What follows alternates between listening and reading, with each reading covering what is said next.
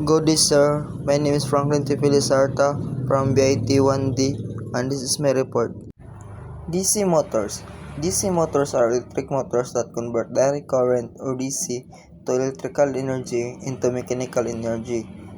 They are widely used because they are simple, reliable, and easy to control.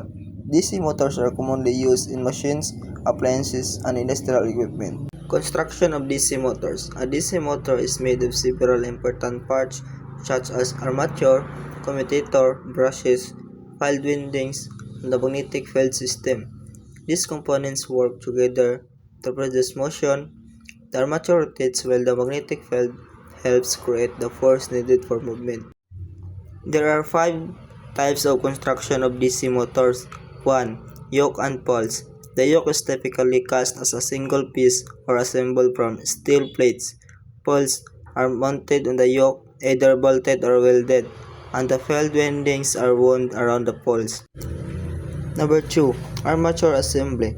The armature core is constructed by stacking laminated steel sheets to form a cylindrical structure. Armature windings are inserted into slots of the laminated core and connected to the commutator segments. Number 3. Commutator and brushes. The commutator is assembled from copper segments and mounted in the shaft, insulated from the shaft and each other. Brushes are held in place by brush holders and spring-loaded to maintain contact with the commutator. 4. Shaft and bearings. The armature assembly is mounted on the shaft, which is then placed into bearing fitted in the end covers. The end covers are attached to the yoke, completing the mechanical assembly. Number 5. Electrical connection. The field windings are connected to the external power source, either in parallel shunt motor or in series motor with the armature windings. The armature windings are connected through the commutator and brushes to the external circuit. Working principle of DC motor. A DC motor works based on the interaction between a magnetic field and electrical current. When current flows through the armature winding, a force is produced that causes the armature to rotate. The commutator and brushes helps reverse the current direction, so the motor keeps rotating continuously. Types of DC motor. There are different types of DC motors used for different purposes. The main types include shunt wound DC motor, series wound DC motor, compound wound DC motor, and permanent magnet DC motor. Each type has different characteristics and uses. The uses of shunt wound DC motor is: when voltage is applied, the current flows through both the armature windings and the parallel shunt field winding. The shunt field winding separates a constant magnetic field. Current in the armature winding produces a torque due to the interaction with the magnetic field, causing the armature to rotate.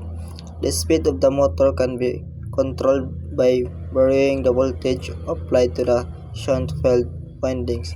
Advantage: good speed and regulation, and simple control of speed via field current adjustment. Disadvantage: lower starting torque compared to series motor. Application: industrial application, lattice, drills, and milling machines where speed regulation is critical. Constant speed application, fans, blowers, and conveyors where a constant speed is desired regardless of the load. Second, the series wound DC motor. Operation: when the voltage is applied, the same current flows through the both armature winding and the series field winding. The series field winding generates a magnetic field that is proportional to the current. The interaction between the armature current and the magnetic field produces a high starting torque. As the motor speeds up, the current decreases, reducing the magnetic field and stabilizing the speed. Advantage: high starting torque and suitable for application with heavy starting loads. Disadvantage: poor speed regulation. Speed varies widely with load changes. Not suitable for applications requiring constant speed. Application: traction systems, electrical trains, trolleys, and trams where high starting torque is required. Heavy-duty applications: cranes, hoists, and elevators where load conditions vary significantly. Third, compound wound DC motor.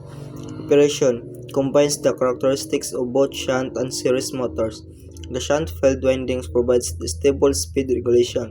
The series field windings provide a high starting torque. Advantage: high starting torque with good speed regulation, and versatile and suitable for a variety of applications.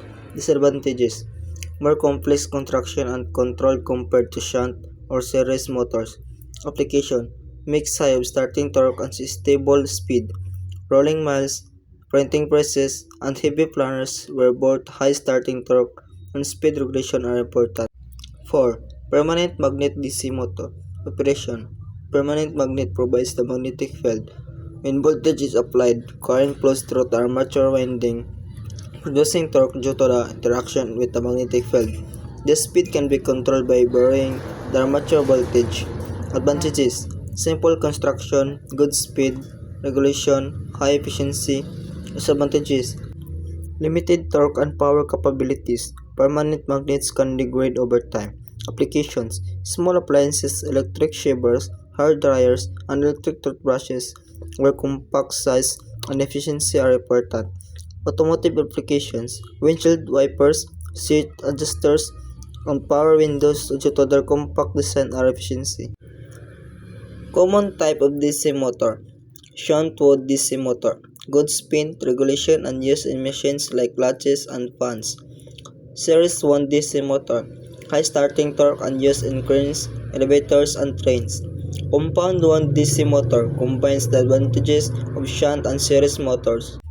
Permanent magnet DC motor and application.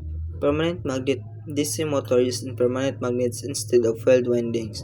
They are simple, efficient, and commonly used in small devices such as electric shavers, toothbrushes, windshield wipers, and power windows. DC motors are important in many industrial and household applications. That's all my report, sir, and thank you.